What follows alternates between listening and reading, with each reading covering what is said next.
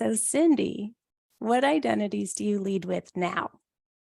Well, Carmen, since the last time we talked on your fabulous podcast, um, something that what identities I lead with now, I think I just did a episode on the Keeping Her Keys podcast with the amazing Coyote May on Hekate, gender, and queerness.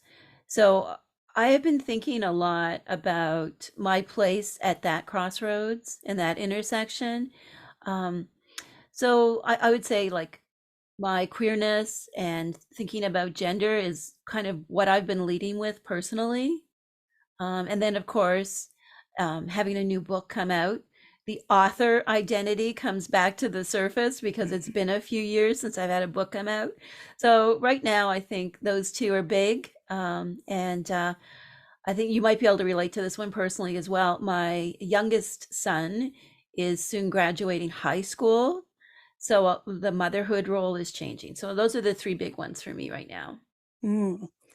It may have been a few years since one of your books came out, but honestly, it's been busy the last few years. You have Keeping Her Keys, and then we were in Entering Hecate's Garden, and now here we are for Entering Hecate's Cave.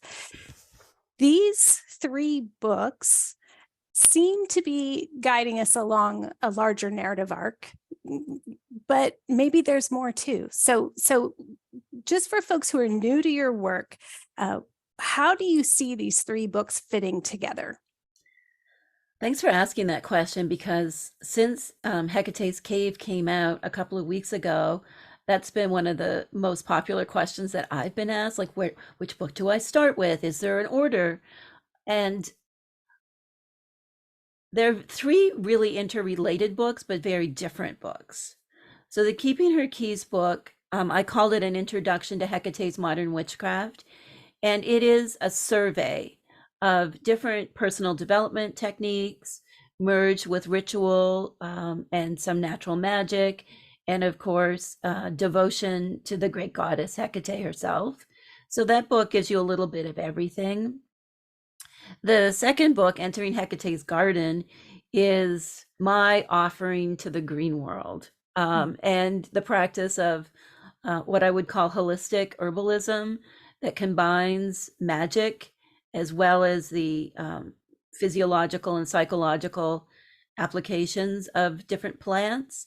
So it contains monographs for 39 different botanicals and also sections on kind of the deeper side of plants, more into working with the spirits of the plants, and then also quite a bit on practical applications of working with plants. And then the new book really is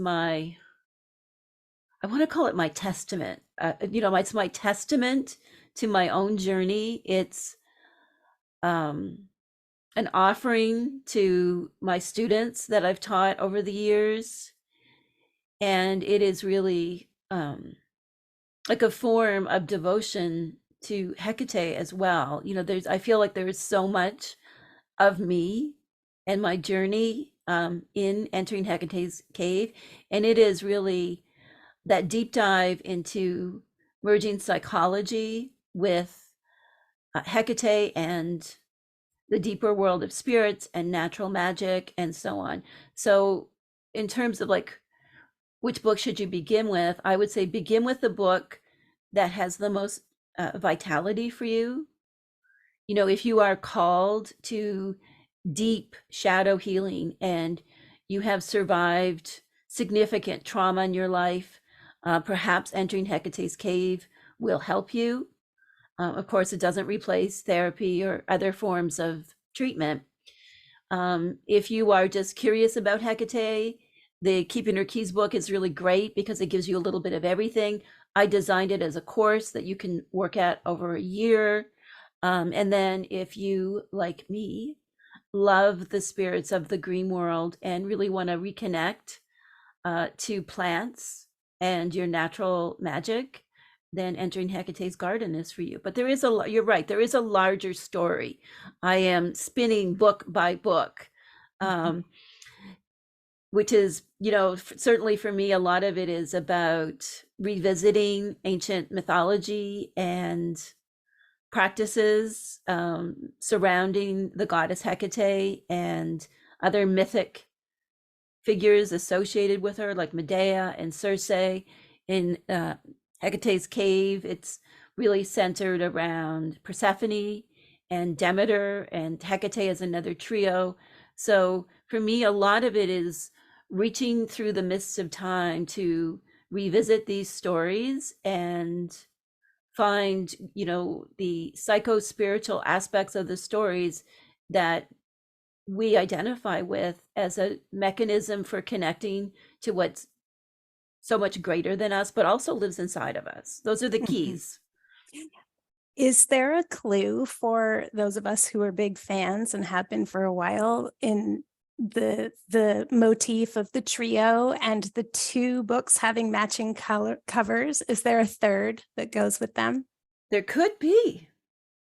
Is that all you're going to tell us? There is definitely a third book in the works, although I may take a sidestep and write a slightly different book first. We'll see how the year goes. Entering Hecate's cave was a long time coming, and I may need a little bit of a break from book writing. I hear that. That actually makes sense for the year that we're in right now. We're in a chariot year, we're in a 7-year. It's kind of like, here's the end of a cycle. And so maybe there's a pause, but I know that those of us who are aware of, well, you have 4 books actually altogether, but that these two seem to be building something. And I'm very curious about the sort of the emergent or the reborn queen archetype, which I'm going to ask you about near the end of our interview. But we'll revisit this question because I know longtime fans want to know more. I suspect you know where I'm going. Great. So, yeah, your books, certainly we're lifting up Hecate, but there's something, it's, very personal. It seems as we're reading these books and we arrive at entering Hecate's cave, it's true that you're sharing more of you yourself. But what is important to you personally about representing Hecate well? A lot of the books spend a lot of the time, and particularly this one, talking about how she's been misrepresented and how there are so many facets to her that you're trying to illuminate, not just the shadow aspects that have been so distorted by the patriarchy. Why is that so important to you that she in particular is represented very well? This is such a great question. And I don't have like a kind of cognitively developed, well thought out Gemini style answer for that. I have a very Scorpio ascendant. She called me, I answered, it feels right, and I do it. That's my answer. I mean, whenever I can usurp the patriarchy, and I enjoy the deeper world. I found healing there. I love writing about it. And, I think if we did want to psychologize this a bit, I think for my own journey, feeling unheard and misunderstood, I think there are parallels there.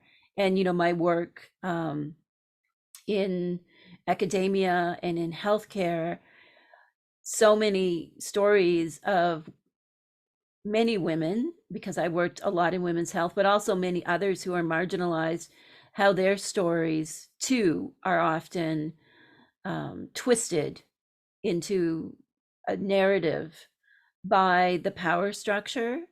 And so perhaps part of what I'm doing is rectifying how I feel that so many of us have been wronged. And Hecate is an amazing spirit to connect with when we feel that we have been, denied, marginalized, criminalized, all of these things, because not only is she very powerful as a force, but that she also knows what it's like. Mm-hmm. Can you remember a specific time, maybe when you were working in women's health or when that was happening, when you were misunderstood or being distorted somehow. And if the present day you, who's been walking with Hekate for a long time, could go back and say something to earlier you with a message, is there a scene that you can remember where you would go back now and like whisper in your own ear to help you through that? There are many, and I think a lot of us, especially maybe women of a certain age, but many others as well too. When I was an undergrad, I was like a young single mother and a very non-traditional student. This is back in the 90s, very non-traditional to be a young single mother. Had a high demand child who, needed me, and I was working and doing all of this and going to school. So I think when I went back to university in that context, my whole experience was often very othering. And in particular, I'm going to just tell you the thing that comes to my mind, Carmen, and this professor is deceased, so I'm going to speak ill of the dead. But this particular professor, who was the department chair in the psychology department where I did my training, had this cartoon on his office door. Take a breath, just take a breath here for a minute. Okay, everybody take a breath. He had this cartoon on his office door, and it was a picture of a gingerbread man, like the cookie, with his crotch bit out of him. Oh, it gets better when I'm not done. And on the edge of the bed, there was a witch, in the stereotypical Halloween garb, eating the cookie. And if I could go back and visit that younger Cindy, I would, instead of saying anything to her, I would rip that effing cartoon off that door. Because here we are, 25, 30 years later, I still think about that cartoon. And maybe everyone who's listening or watching can relate to having those kind of experiences when it's just like who you are at your soul is vilified in a joking way. And just how completely powerless I felt in that moment. Like I didn't rip the thing off the door, and I would go back and rip that thing off the door. Would you help me, Carmen? Would you watch down the hallway and make sure nobody saw me? Oh, no. I'd knock on the door, we'd open it, I'd pull it off, hand it to you, and you would rip it in front of his face and throw it down. Yes. Do it. Yes, we would, right in front of him. That's right. Exactly. See, even now, I carry some residual fear in that, well, then I would get kicked out of the program. Right. He had a right to be offensive. I did not have a right to be offended. Right. Exactly. Which aspect of Hekate would you call on for that fear to help you? I would call on Brimo, Brimo, which means fierce, terrifying. There really isn't an English word equivalent of Brimo, but if you say Brimo and perhaps soften your gaze into your candle, you can feel her. She is that rightful anger, we carry. She is that fierce one. She is that moment when your loved ones are threatened and you will do anything to save them. That is the spirit of Brimo. Brimo was sorely lacking then. Thank you for invoking her now in this moment, but also through these books. So yeah, let's go back to the 90s a little bit. I think we are not now, but hopefully entering the age of nuance where, we recognize that there's like none of our icons are perfect. They're all imperfect. as we've become more aware of capitalist, imperialist, white supremacist patriarchy, now we like see how we've been so conditioned by it in so many ways. But I will say that there are aspects of the books that I read in the 90s that are still very dear to me. And in this book, Entering Hecate's Cave, more than once you quote from James Hillman's book, The Dream in the Underworld, which was so formative for me. And it's a book I actually picked up maybe 3 years ago, like found a paperback in a little free library and like picked up again and was like, yeah, no, this guy was great. Like still love him. And in my blurb on your book, I place you in that lineage. Maybe actually for folks who don't already have the book, I'll read a bit of my blurb, which is, with Entering Hecate's Cave, Dr. Brandon has firmly placed herself among the great psycho-spiritual researchers and teachers of our time. This book can rest proudly on the shelf alongside titles by Jean Shinoda Bolen, Marion Woodman, and James Hillman. With this work, Brandon secures her place and Hecate's among the best resources for trauma-sensitive and spiritually oriented healing for our times. I've said it before, I say it again. I really do mean that. As I was reading this book, I kept thinking, Goddesses in Every Woman by Jean Shinoda Bolen. Even more than your other two Hecatean titles, this one I was like, yeah, this, and I read that in high school, 1991 or something like that. If each one of those goddesses had somebody researching and telling her story, like this is what these books feel very much in that lineage. So as great as all those psycho-spiritual authors and therapists are, what do you think they missed that Hekate really wanted to make sure that you carried into this present time and the coming decades? Like, what do you hope to add to this lineage of psycho-spiritual therapy with your work? Oh, wow, that's such a great question. Where do I kind of find my space in that question? I read those books too back in the 90s and early 2000s, and I really wanted to revisit them because I felt like that lineage has kind of fallen out of like a more popular discourse. That although spirituality in general, we have so many books now, paganism, witchcraft, there's so many books, and I certainly haven't read them all, but when I kind of surveyed what was available about Hekate, I felt that something was missing that I wanted, which was that deeper understanding. And so I went back to a book that had been so healing for me called The Dark Night of the Soul by Thomas More. And in that book, if you haven't read The Dark Night of the Soul, my friends, you need to read that book. So Thomas More, way back in the day, when that book came out, he was on Oprah.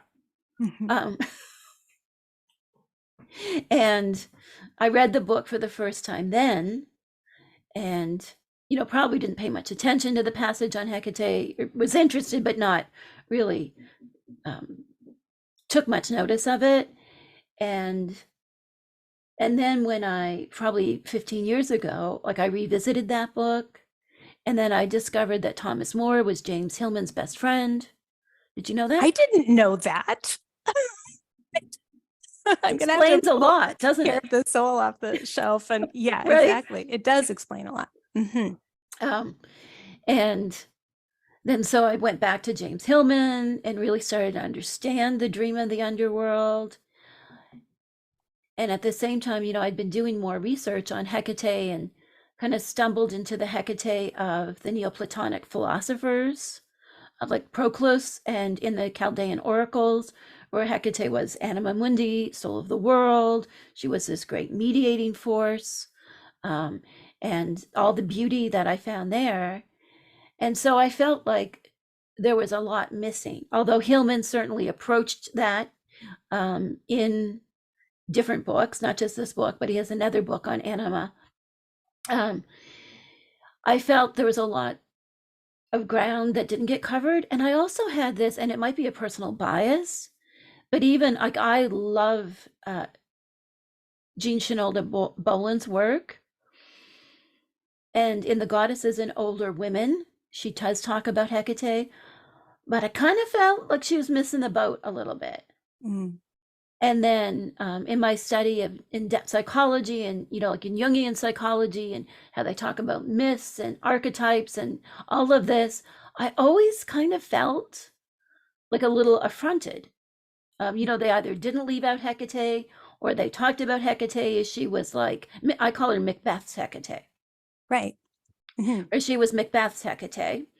And often in depth psychology and Jungian psychology, the archetype of the witch is treated the same way.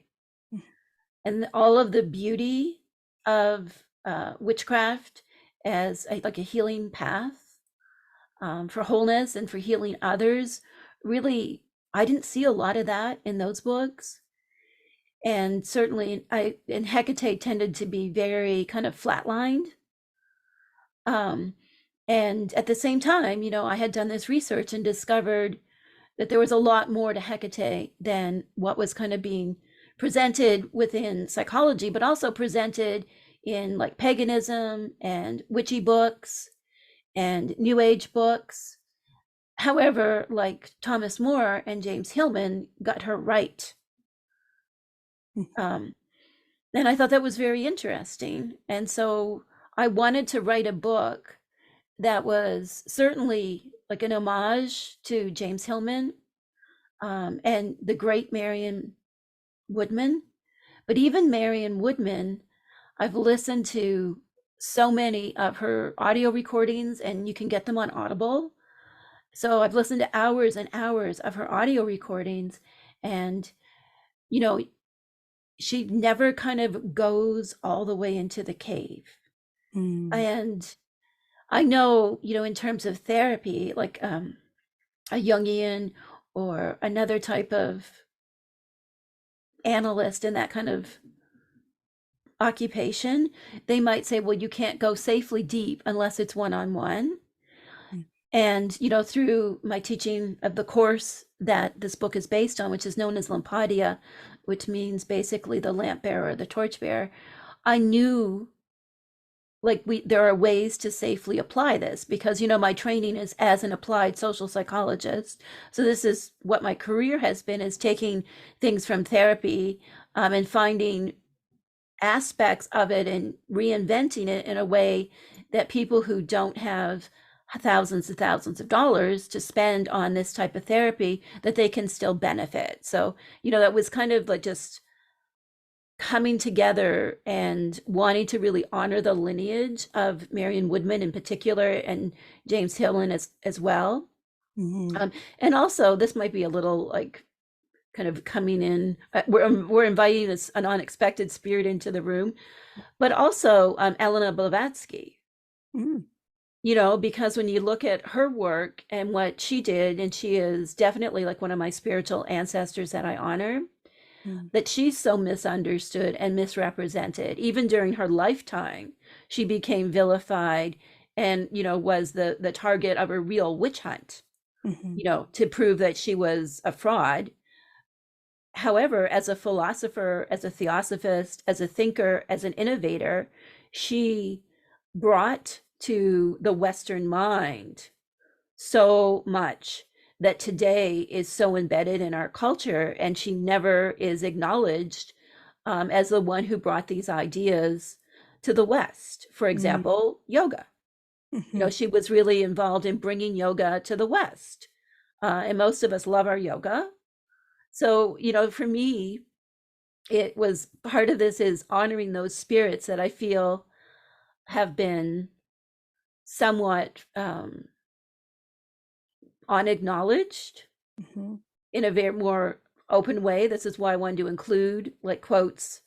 I start my opening acknowledgments, like I include a quote from a theosophist because I wanted intentionally to bring that energy into what I was doing. And then I of course honor Woodman and Hillman and Thomas More, who is still alive and well and writing his books. But I wanted to bring their spirits into that book because I think there's a depth there. And in terms of like theosophy, there is a depth of the way they think about the nature of the universe and human experience that to me harkens back to what those ancient Neoplatonic philosophers like Proclus and the authors of the Chaldean oracles and others, what they were trying to explore and examine from their perspective 2000 years ago, which in some ways was different than ours, but in some ways not. We are still trying to understand the nature of our existence and trying to find a way to be our whole selves, to be whole onto ourselves. Mm-hmm. So Mm-hmm. That dimensionality that you bring really stands out to me. That those writers that we just cited may have mentioned Hecate, but it was always in a shadow aspect, as ugly, distorted, contorted, like a something aversive. Whereas what you bring is that depth, that dimensionality, all these facets that it seems to me Hecate as a misunderstood being, it would be really important to set the record straight. So it's and much as I love James Hillman, Thomas More as well. Those are very, I still talk about the oakness of the acorn from learning that notion from James Hillman when I was a teenager. So this is no disrespect, but it's like they spoke to the extent that they can. Mm-hmm. Someone being misunderstood or somebody having a dimensionality unrecognized by the culture, like I just think as like, kind of privileged white man people with lots of education and success, a lot of validation by, in multiple spheres of society. There are aspects of Hecate that they just can't touch or can't reach in the same way that somebody who, say, was a single mom in academia in the 90s as a young mom can. So that dimensionality really leaps off the page.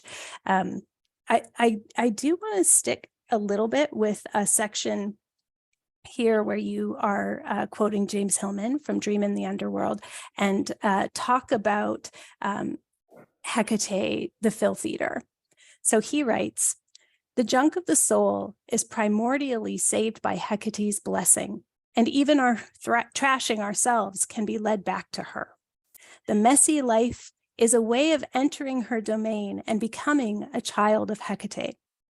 Our part is only to recognize that there is myth in the mess, so as to dispose of the daily residues at the proper place, that is, to place them at Hecate's altar." And then you go on, you link from that, you bridge to catharsis and healing and talk about Hecate as the filth eater is one face of the great mother who accepts our waste. Then you're talking about miasma and kind of dealing with the dirt and facing our shadow. And then you lead into shame as miasma and the hidden infection and the aspect, Borborophoba, who is a willing consumer of this insidious disease of shame. Akin to shame is that sense of vulnerability and being seen. I'm not worthy. I'm not ready. Who am I to write a book like this? Who am I to become a Hecatean researcher and scholar? I imagine I'm projecting onto you. But I'm very curious, what rituals do you invoke when you hit that edge where in your pursuit of success, you meet some kind of hidden shame, maybe you thought you dealt with, and so how does this aspect of Hecate, the filth eater, still show up for you no matter the level of success you attain? Oh, this is such a delightful question. Oh, God. So Borborophoba comes from a collection of magical and ritual fragments known as the Greek magical papyri. And Like Brimo, when we say Babora Forba, there is a vitality to it that travels across the centuries. And even if you don't know what Babora Forba means, when you say it, you can feel its power. So that is one of the chapter titles from this book. For me, it's interesting because where I teach the ritual cycle in my school, every fall when we do this ritual, which is the Scorpio new moon, I spend lots of time in advance, of course, prepping for this and doing my own catharsis work. And it's an ongoing process. There are layers. I would say, a lot of the things that I used to be resentful of, be really wounded by, from my past, from the upbringing that I had, I don't carry any of those things anymore. But, when there are still things that light up for me, like the gingerbread man with his lack of crotch and the witch eating it, they don't carry the same gravity that they had 20 years ago. But I do, there are issues around shame that I certainly struggle with. Body image has been a big one my whole life. And even now, I will catch myself. There was something funny the other day. So I have a hot tub. I'm fortunate enough to have a hot tub. Live here in the country. Hot tub is in like a barn-like structure. It's not even outside. There's no one here to see me. And recently I was in the hot tub and I was doing things a certain way as though someone was watching me. And then I was like, there is absolutely no one here, Cindy. Like it's you, the deer, the bobcat, which I am afraid of the bobcat. There's me and the wildlife. There's no one here. And then so for me, I've really been exploring like that sense of being self-conscious, which I think is so connected to shame. It's like, because when we've been othered a lot in our lives. So me, I've always been really short and curvy. That's my natural state of being. And, that can lead to a lot of othering. And so I still, it's like, how can I be less self-conscious? It's kind of where I'm landing in my own shame journey now. Because shame is like that visceral, acute pain. And this as a somatic practitioner, like we hold it in our bodies. And, it just is such a weight. And then I think for me, as that is lightened, it's become this awareness of being self-conscious. And I really don't want to be self-conscious anymore. If I'm out in the world, I don't want to think,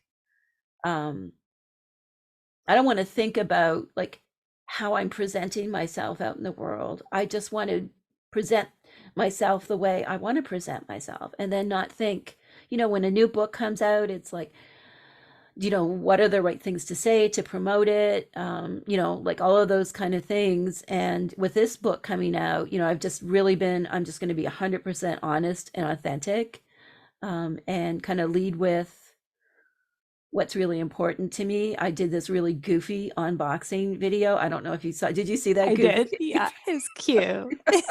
In my pajamas. And because, it's like, well, do you need to be like serious Dr. Cindy for people to take your very serious book seriously? And then I thought, I don't believe that. I believe my readers and followers and students and the people listening to your podcast are very intelligent, and they know that we're multidimensional. And, people like you and I who do this very serious work, they know that we're not just super serious all the time, helping people heal from their trauma, that sometimes we can be goofy too. Totally. So that's why, I wasn't going to share it. And then I, like the publicist, I'm like, what would the publicist say about this?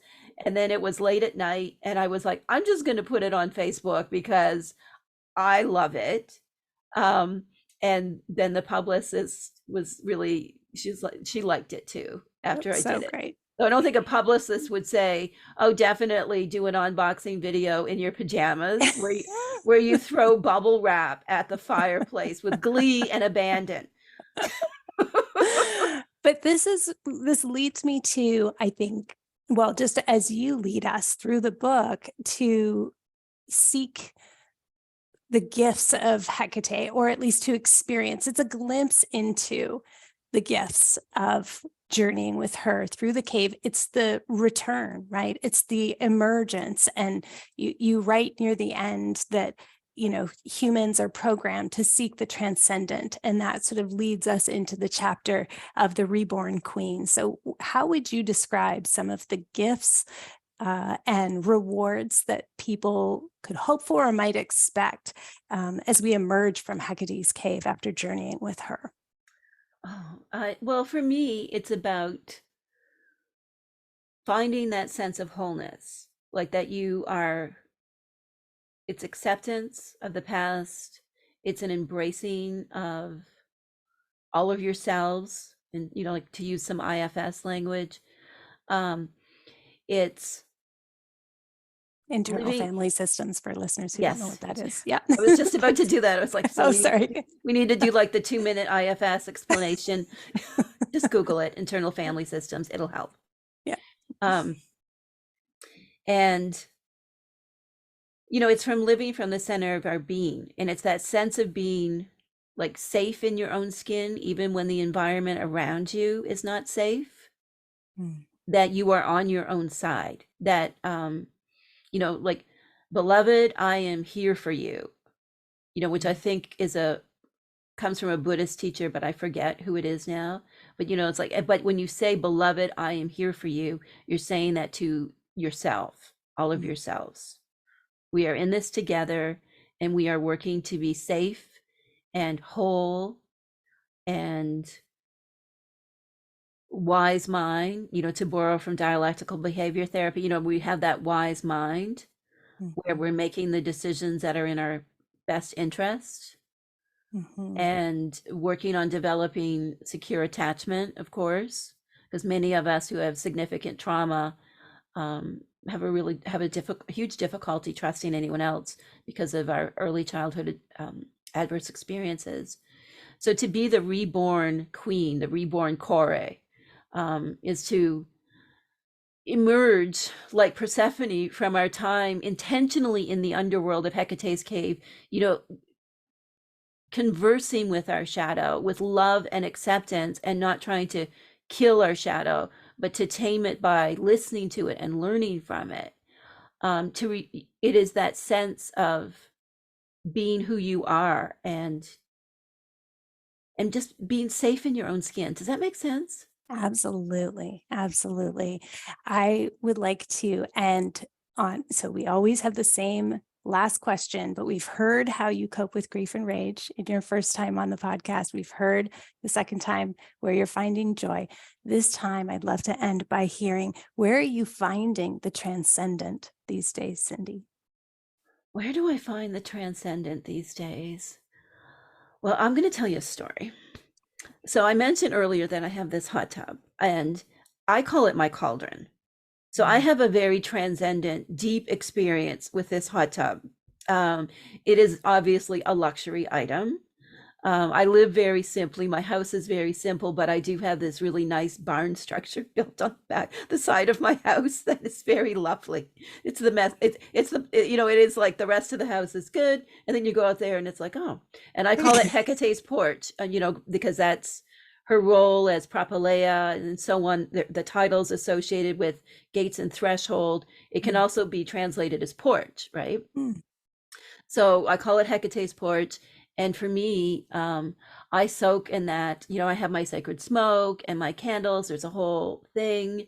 And just something about being so in that water, where I do have so much chronic pain, that being in that water, and I'm short, so I can actually like spread all the way out like I'm in Shavasana, like laying flat corpse pose in this hot tub and float.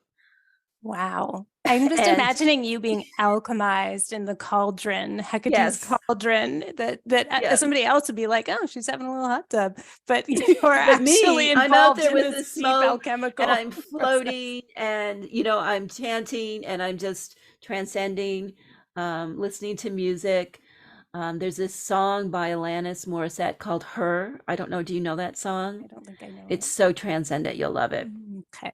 And I think the most potent transcendent experience I've had in recent memories was just listening to that song on repeat and really connecting to that energy in the hot tub and just letting go of that self-consciousness, that sense of self, and just being in the flow of the moment and connecting to the spirits of the land.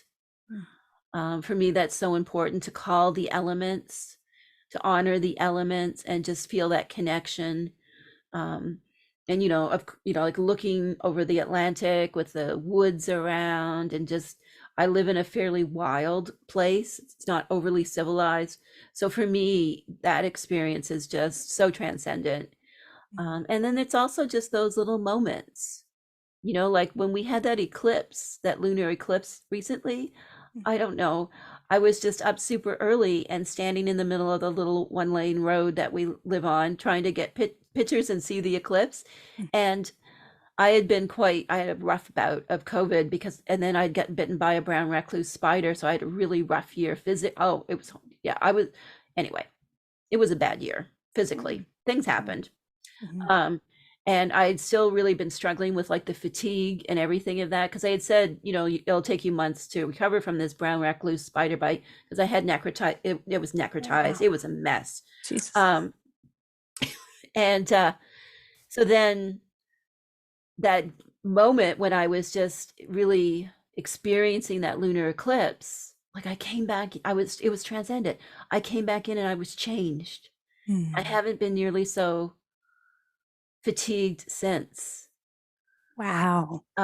So yeah, that's where I find the transcendent. And then of course I have, like with my students, we do our rituals, and so I get to kind of have this secondary transcendent experience where I guide them through deeper practices. And I have those experiences too, but I'm very much like, making sure things are going well for them and being the leader. So that's transcendent, but definitely the cauldron and the moon. I think the cauldron and the moon always will be my source of transcendence. Oh, I'm never going to have a hot tub in the same way again. I mean, I firmly believe in overlaying the spiritual on our daily tasks and ritualizing them. But that is very compelling. It's the cauldron. It's very alluring. Cauldron. Yeah, I want to get in the cauldron for sure. Right? Alchemize. Yeah, transform me. Thank you so much for sharing about your book and also for brave. I know I'm asking you questions about like where would you place your work among some of the great minds of the last century of psychotherapy? It's like, it's kind of a big ask to ask you to do that, but I really appreciate you going there, because it's like we're standing in the future and calling the present to us, and I'm really hoping that it doesn't take too long for the masses to recognize where you are in the order of things with this kind of work, with the psycho-spiritual lineage. It's been so important to me personally. I'm sure I speak for many your students and readers. Thank you from the bottom of my heart for being brave and stepping in with Hekate and revealing her to us. Thank you. Thank you so much. And hail Hekate.